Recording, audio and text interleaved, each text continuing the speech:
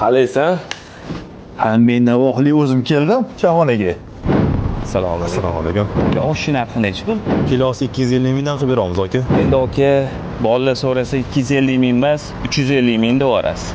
Joyi puliga ham mamnun bizga qo'shib yuborasiz. Endi aka, bizning oqibat choyxonada unaqa yolg'onlar, aldovlar yo'q. Bunaqa ishlaringizga meni aralashtirmang.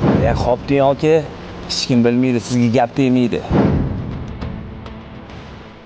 Aka bir minutga qarab oling. Tinchlik?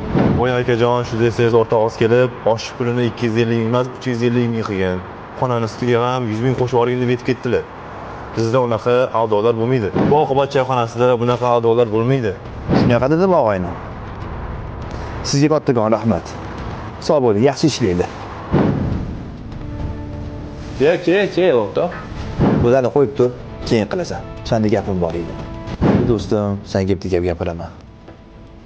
Sen bola chaqangga halol luqma yedirishni xohlaysanmi? Yo, harom yedirib o'rganganmisan? Men sendan kutmadim bu narsani do'stim. Bilib qo'ygan, harom luqma bir kun kelib teshik chiqishini bilasanmi?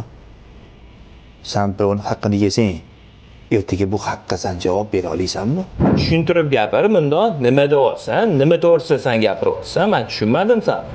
Hozir tashqariga chiqdim, choyxonachi meni chaqirib bir gap gapirdi. To'g'rirog'i men ishonmadim. Shu gaplar rostmi?